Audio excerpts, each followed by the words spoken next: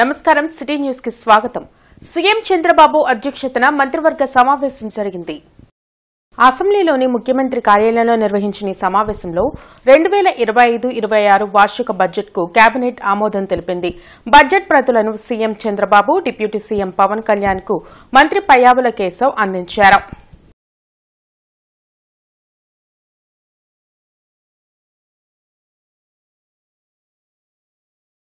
అసెంబ్లీలో 2025-26 వార్షిక బడ్జెట్ను ఆర్థిక మంత్రి పయ్యావుల కేశవ్ ప్రవేశపెట్టారు. 3.22 లక్షల కోట్ల రూపాయలతో బడ్జెట్ను సభ ముందుకు తెచ్చారు. రాష్ట్ర రుణ సామర్థ్యం 0కు చేరుకుందని, అప్పు తీసుకునే శక్తి లేని ఏకైక రాష్ట్రంగా ఆంధ్రప్రదేశ్ మిగిలిందని అన్నారు. కూటమి ప్రభుత్వం అధికారంలోకి వచ్చాక తొలిసారి పూర్తిస్థాయి బడ్జెట్ను ప్రవేశపెట్టారు.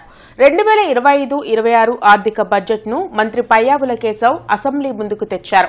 మొత్తం 3.22 లక్షల కోట్లతో బడ్జెట్ను రూపొందించారు. రెవెన్యూ వ్యయం 2,51,162 కోట్లు, మూలధనం వ్యయం అంచనా 40,635 కోట్లు, రెవెన్యూ లోటు 33,185 కోట్లు, ద్రవ్యలోటు 79,926 కోట్లుగా అంచనా వేశారు. 25-26 ఆర్థిక సంవత్సరానికి గాను నేను 3,22,359 కోట్ల రూపాయల వ్యయాన్ని ప్రతిపాదిస్తున్నాను.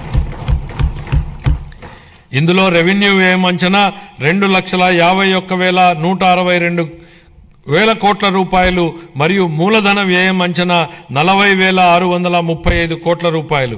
ఇదే కాలానికి రెవెన్యూ లోటు 33,185 కోట్ల రూపాయలు మరియు ద్రవ్యలోటు 79,926 కోట్ల రూపాయలుగా ప్రతిపాదిస్తున్నాను. రాష్ట్ర స్థూల దేశీయ ఉత్పత్తిలో రెవెన్యూ లోటు 1.82% గాను, ద్రవ్యలోటు 4.3% గాను ఉండవచ్చు. సూపర్ 6 పథకాల అమలుకు బడ్జెట్లో మంత్రి పయ్యావులు కేటాయింపులు చేశారు. అన్నదాత సుఖీభవ కోసం 6,300 కోట్లు, తల్లికి వందనం కోసం 9,407 కోట్లు, ఎన్టీఆర్ భరోసా పెన్షన్ల కోసం 27,518 కోట్లు, దీపం 2 పథకం కోసం 2,601 కోట్లు, డొక్కా సీతమ్మ మధ్యాహ్న భోజనం పథకంకు 3,486 కోట్ల రూపాయలను కేటాయించారు. కానీ రైతు ప్రతిరోజు అవసరం, 3 పూటల అవసరం. కాబట్టి అలాంటి అన్నదాతకు ప్రగాఢ కృతజ్ఞత భావంతో మేం మరో సూపర్ 6 హామీని నెరవేర్చడానికి సిద్ధమవుతున్నామని తెలియజేయడానికి ఎంతో సంతోషంగా ఉంది. ఎన్ని ఆర్థిక ఇబ్బందులున్నా అన్నదాత సుఖీభావ పథకం కింద ప్రతి రైతుకు ఏటా 20,000 రూపాయల అందించేలా కేటాయింపులు చెప్పామనడానికి గర్విస్తున్నాం అధ్యక్ష. పిల్లలకు విద్య అందించడం తల్లిదండ్రులకు భారం కాకూడదని మా ప్రభుత్వం బలంగా విశ్వసిస్తోంది. ఏ కారణం చేతను ఏ బిడ్డ విద్యకు దూరం కాకూడదని విశ్వసిస్తున్నాం. ప్రతి తల్లి తన పిల్లలను పాఠశాలకు పంపేలా ప్రోత్సహించే లక్ష్యంతో మరో సూపర్ 6 హామీని అమలు పరిచే దిశగా తల్లికి వందనం పథకాన్ని ప్రారంభిస్తున్నాం. 25-26 విద్యా సంవత్సరం నుంచి ఈ పథకం కింద 15,000 రూపాయల ఆర్థిక సహాయాన్ని అందించుతున్నాం.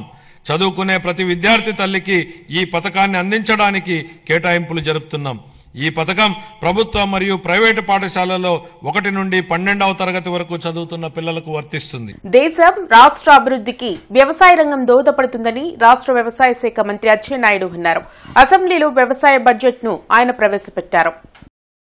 కూటమి ప్రభుత్వం వ్యవసాయంకు అధిక ప్రాధాన్యతను కల్పించింది. 48,340 కోట్లతో వ్యవసాయ బడ్జెట్ను మంత్రి అచ్చెన్నాయుడు అసెంబ్లీలో ప్రవేశపెట్టారు. ప్రకృతి వ్యవసాయంను ప్రోత్సహించేందుకు 61 కోట్లను కేటాయిస్తున్నట్లు చెప్పారు. గ్రోత్ ఇంజన్లుగా 11 పంటలను పేర్కొన్నారు. వ్యవసాయ యంత్రాల రాయితీకి 139 కోట్లు, రైతులకు వడ్డీ లేని రుణాల కోసం 250 కోట్లు, ఉచిత పంట బీమా కోసం 1,023 కోట్లు కేటాయిస్తున్నట్లు తెలిపారు. సాంకేతికతతో సాగు ఖర్చు తగ్గించాలనేది తమ ప్రభుత్వ లక్ష్యమని మంత్రి అచ్చెన్నాయుడు పేర్కొన్నారు. గత ప్రభుత్వం బకాయి పెట్టిన 120 కోట్ల విత్తన రాయితీని కూటమి ప్రభుత్వం చెల్లించిందని చెప్పారు. వ్యవసాయ రంగంలో తొలిసారి డ్రోన్ల వినియోగం చేపట్టినట్లు తెలిపారు.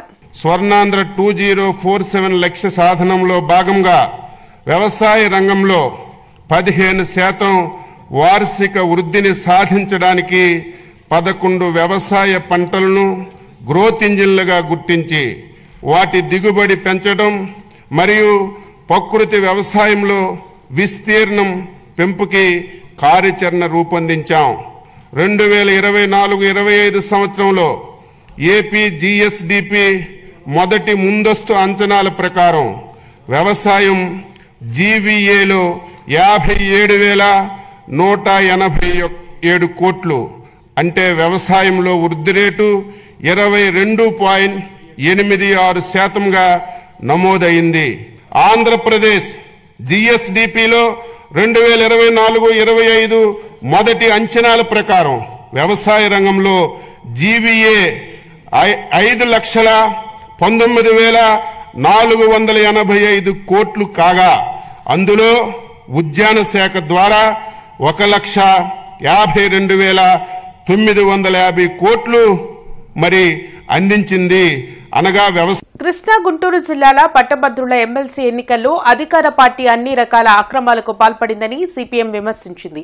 వామపక్ష నాయకులు పీడీఎఫ్ ఎమ్మెల్సీ తరపున పోలింగ్ ఏజెంట్లుగా పాల్గొనకుండా బెదిరింపులకు పాల్పడ్డారని ధ్వజమెత్తారు. బ్రాడీపేటలోని సిపిఎం కార్యాలయంలో ఆ పార్టీ నాయకులు నేతాజీ, రామారావు, నళినీకాంత్ మీడియాతో మాట్లాడారు. గత ప్రభుత్వంలో ప్రజాస్వామ్యం కూని అవుతుందని మాట్లాడిన టీడీపీ ఇప్పుడు అధికారంలోకి వచ్చాక చేసిందేమిటని వారు ప్రశ్నించారు. కృష్ణా గుంటూరు జిల్లాల పట్టభద్రుల ఎమ్మెల్సీ ఎన్నికల్లో కూటమి ప్రభుత్వం యథేచ్ఛగా అక్రమాలకు పాల్పడిందని ధ్వజమెత్తారు. ఎన్నికల నిబంధనలను తుంగలో తొక్కి పోలింగ్ కేంద్రాల్లోనే ప్రచారం చేయడంతో పాటు పీడీఎఫ్ ఎమ్మెల్సీ అభ్యర్థికి మద్దతుగా ఉన్న పోలింగ్ ఏజెంట్లపై అక్రమ కేసులు పెట్టి వాళ్లను పోలింగ్ కేంద్రం నుంచి బలవంతంగా బయటకు పంపారని చెప్పారు. ఓటమి భయంతోనే అధికార పార్టీ అక్రమాలకు పాల్పడిందన్న నేతలు పోలింగ్ కేంద్రంలోకి ఎమ్మెల్యేలు ఎలా ప్రవేశిస్తారని ప్రశ్నించారు. తెనాలిలో అయితే ఈ పోలింగ్ కేంద్రం లోపలే ఓటేసి వచ్చినటువంటి వాళ్ళందరికీ ఆ ఏలు మీద ఉన్నటువంటి ఇంకుని ఎరేజ్ చేసి మళ్ళీ లోపలికి పంపించేటువంటి ముఠాలు పోలింగ్ కేంద్రాలన్నింటిలోనూ తెస్టేసుకొని ఉన్నాయి. ఇవి అన్నీ కూడా పోలీసులు చూస్తున్నటువంటి సందర్భంలోనే ఇవన్నీ కూడా జరుగుతూ ఉన్నాయి. అట్లా కొన్ని చోట్ల అధికారులు, పోలింగ్ అధికారులు ఐడెంటిటీ కార్డు ఏమీ చూడకుండానే వాళ్ళందరికీ ఓట్లు ఇవ్వటం జరిగింది. దీన్ని ఆసరా చేసుకొని పెద్ద ఎత్తున దొంగ ఓట్లు పోలవటం అని చెప్పేసి అనేటువంటిది కూడా జరిగింది. అట్లా కొన్ని మన గుంటూరులో ఎమ్మెల్యే, అధికార పార్టీకి సంబంధించినటువంటి ఎమ్మెల్యే పోలింగ్ కేంద్రంలోకి వచ్చాడు. దాన్ని ప్రశ్నించినందుకు గాను ఈ పీడీఎఫ్ అభ్యర్థి తరఫున ఉన్నటువంటి మహిళా పోలింగ్ ఏజెంట్ని నీ అంత చూస్తానని చెప్పేసి అనేటువంటిది ఆయన బెదిరించడం అనేటువంటిది జరిగింది. అట్లా గుంటూరులో అధికార పార్టీకి అనుకూలంగా ఉండేటువంటి కార్పొరేటర్లు, తెనాలిలో అధికార పార్టీ కౌన్సిలర్లు వీళ్ళంతా కూడా పోలింగ్ కేంద్రాలన్నింటిలోనూ యథేచ్ఛగా స్వైర విహారం చేయటం జరిగింది. అట్లా గుంటూరు టౌన్లో కూడా ఒక జనసేన కార్యకర్త పీడీఎఫ్ అభ్యర్థికి ఏజెంట్గా ఉన్నటువంటి కార్తీక్ మీద దాడి చేయడం అనేటువంటిది జరిగింది. పోలింగ్ బూతుల్లోకి ఎమ్మెల్యేలకు పనే ఉంది, వాళ్ళు బయట ఉండి వాళ్ళ పార్టీ వాళ్ళకి వాళ్ళు చెప్పుకోవచ్చు. కానీ పోలింగ్ బూతుల్లోకి ఎమ్మెల్యేలు వచ్చి గుంటూరు 1 ఎమ్మెల్యే వచ్చాడు, పత్తిపాడు ఎమ్మెల్యే వచ్చాడు. వాళ్లే కాదు, ఈ 6 జిల్లాల్లో ఈ ఉమ్మడి జిల్లా పరిధిలో ఉన్నటువంటి దాదాపుగా ఎమ్మెల్యేలు, మంత్రులు అందరూ వచ్చి హడావుడి చేయటం అనేటువంటిది ఇది సరైనటువంటి పద్ధతి కాదని చెప్పేసి మేము కోరుతా ఉన్నాం. ప్రజాస్వామ్య వ్యవస్థలో స్వేచ్ఛగా ఓటేసుకునే అవకాశం కల్పించాలి. మేము ఒకటే చెప్తా ఉన్నాం, 8 నెలల్లోనే అసంతృప్తి ప్రభుత్వం మీద స్టార్ట్ అయింది. ఇది వ్యతిరేకతగా రూపుదిద్దుకుంటుంది. ప్రజలు మీకు స్పష్టంగా బుద్ధి చెబుతారని చెప్పేసి మేము చెప్తున్నాం. జాతీయ సైన్స్ దినోత్సవాన్ని పరీక్షా భవన్లో నిర్వహించారు. ఈ సందర్భంగా ప్రభుత్వ స్కూల్ విద్యార్థులకు వివిధ అంశాల్లో పోటీలు నిర్వహించారు. ఎంఈఓ రామనయ్య, ఉర్దూడిఏ కాసిం తదితరులు పాల్గొన్నారు. నూతన ఆవిష్కరణల వైపు విద్యార్థులు దృష్టి పెట్టాలని అధికారులు సూచించారు. విద్యార్థులకు వివిధ రకాల పోటీలు పెట్టి వాటిలో గెలిచిన వారికి ప్రైజులు ఇస్తూ సైన్స్ యొక్క ఉద్దేశాన్ని, ఫెయిర్ని ఇంకా బాగా పిల్లలలోకి తీసుకెళ్లాలని చెప్పేసి కోరుకుంటూ ధన్యవాదాలు తెలియజేస్తున్నాను. ఈ పోటీలలో భాగంగా essay writing, drawing, elocution, quiz competitions జరుగుతూ ఉన్నాయి. ఈ పోటీలు జూనియర్, సీనియర్ విభాగాలలో జరుగుతూ ఉన్నాయి. సర్ సివి రామన్ గారు రామన్ ఎఫెక్ట్ కనుగొన్న రోజు ఫిబ్రవరి 28. దానిని పురస్కరించుకొని భారత ప్రభుత్వం ప్రతి ఏటా ఫిబ్రవరి 28ని జాతీయ సైన్స్ డేగా ప్రకటించింది. అప్పటి నుంచి ఎస్వీఎన్ కాలనీలోని నారాయణ స్కూల్లో సైన్స్ ఎక్స్పో జరిగింది. జాతీయ సైన్స్ డే సందర్భంగా ఏర్పాటు చేసిన ఈ ఎక్స్పోను JKC college vice principal Kondapolu Sambasivarao ప్రారంభించారు. సైన్స్ పట్ల విద్యార్థులు ఆసక్తిని పెంపొందించేందుకు పేరెంట్స్ వారిని ప్రోత్సహించాలని ఆయన సూచించారు. సృజనాత్మకతతో రూపొందించిన స్టూడెంట్ ఎగ్జిబిట్స్ ప్రతి ఒక్కరిని ఆలోచింపచేశాయి. Same phenomena was discovered in 1927 in Russia by some great physicist Landsberg, but Raman was awarded Nobel Prize. Indukani 1927 lo same phenomena Landsberg discover chesina gaani danni world explain chesi bike vachindi C.V. Raman dwarane. Later Landsberg was explaining that phenomena. For that the earlier was the C.V. Raman, so he was awarded Nobel Prize. Okay, eppudu enta fast ga unnamane daniki example idi. The same phenomena was discovered by C.V. Raman and Landsberg. Earlier Landsberg was discovered in 1927, but in 1928 Raman was discovered. But award goes to C.V. Raman because he was exposed to that work earlier than Landsberg. Right? ప్రతి దానిని questions ని మనమే సంధించుకొని దానికి answer ని రాబట్టడం కోసం దాన్ని అన్వేషించడానికి వచ్చిందే సైన్స్. అలాంటి సైన్స్ మనకి తెచ్చిన వారు సివి రామన్. ప్రతిదాన్ని ప్రశ్నిద్దాం, ఆ ప్రశ్నలో నుంచి మనము సమాధానం వెతుక్కుందాం, దానికి మనము సమాధానం తయారు చేద్దామనే కాన్షతోనే సైన్స్ అనేది పుట్టింది. కాబట్టి మిమ్మల్ని ఈ వయసు నుంచే ప్రశ్నను ఎలా సంధించాలి, దానికి ఆన్సర్ని ఎలా సమకూర్చుకోవాలి, దానికి మన ప్రయోగాలు ఎలా చేయాలి, ఎదుటి వాడికి మన మార్గనిర్దేశం ఎలా చేయాలి అని మీకు అలవాటు చేయడం కోసమే ఇలాంటి సైన్స్ ఎగ్జిబిషన్స్ మనం ప్రతి సంవత్సరం మన స్కూల్లో నిర్వహించడం జరుగుతుంది. డెమోక్రటిక్ పిఆర్టీయూ ఉపాధ్యాయ సేవాదల్ గుంటూరు శాఖ ఆధ్వర్యంలో జాతీయ సైన్స్ దినోత్సవ వేడుకలు జరిగాయి. చౌత్రా సెంటర్లోని గవర్నమెంట్ ఉర్దూ స్కూల్లో సైన్స్ ఎగ్జిబిషన్తో పాటు సైన్స్ ఉపాధ్యాయులను ఘనంగా సత్కరించారు. ప్రభుత్వ స్కూల్లో చదువుకునే విద్యార్థుల్లో పరిశోధనల పట్ల ఆసక్తిని పెంపొందించేందుకు తాము ఈ కార్యక్రమాలు నిర్వహిస్తున్నట్లు డెమోక్రటిక్ సిఆర్టీయూ వ్యవస్థాపక అధ్యక్షులు శ్రీను తెలిపారు. కార్యక్రమంలో స్కూల్ హెచ్ఎం కాసిం ఇతర ఉపాధ్యాయులు పాల్గొన్నారు. చిన్నతనం నుంచే పిల్లలకి చక్కటి వైజ్ఞానిక స్ఫూర్తిని అందజేయాలనే ఉద్దేశంతోనే ఈ కార్యక్రమాలు నిర్వహిస్తున్నాం. ఈవేళ ప్రభుత్వ ఉర్దూ బాలికల పాఠశాల గుంటూరులో ఉపాధ్యాయులు, విద్యార్థులు, ప్రధాన ఉపాధ్యాయుల సహకారంతో ఎంతో వైజ్ఞానిక స్ఫూర్తినిచ్చేటువంటి ఒక గొప్ప సైన్స్ ఎగ్జిబిషన్ని నడుపుకున్నాం. అలానే సైన్స్లో మంచి ప్రతిభ సాధించిన విద్యార్థులకి రామన్ పురస్కారాలు, సైన్స్ చక్కగా బోధిస్తున్నటువంటి ఉపాధ్యాయులకి రామన్ పురస్కారాలు ఈ కార్యక్రమంలో బహుకరించడం జరిగింది. చౌత్రా సెంటర్లోని ప్రభుత్వ బాలికల పాఠశాల మా పాఠశాల యందు ఈ ప్రోగ్రాం నిర్వహించడం, మా విద్యార్థుల్ని మా ఉపాధ్యాయుల్ని సత్కరించడం, సైన్స్ పట్ల అవగాహన కలిగే విధంగా ప్రేరేపించడం చేసినందుకు వారికి సైన్స్ డే సందర్భంగా కృతజ్ఞత తెలియజేస్తూ మా విద్యార్థులు ఏర్పాటు చేసిన చక్కటి సైన్స్ కార్యక్రమాన్ని కూడా తిలకించడానికి వచ్చిన అందరికీ ధన్యవాదాలు తెలియజేస్తున్నాం. శాస్త్రీయ దృక్పథాన్ని పెంపొందించే ప్రజా సైన్స్ ఉద్యమం అవసరమని జనచైతన్య వేదిక రాష్ట్ర అధ్యక్షులు వల్లంరెడ్డి లక్ష్మణ్ రెడ్డి అన్నారు. జాతీయ సైన్స్ దినోత్సవం నాడే 1988లో విజయవాడ తుమ్మలపల్లి కళాక్షేత్రంలో జనవిజ్ఞాన వేదికను ఏర్పాటు చేసినట్లు చెప్పారు.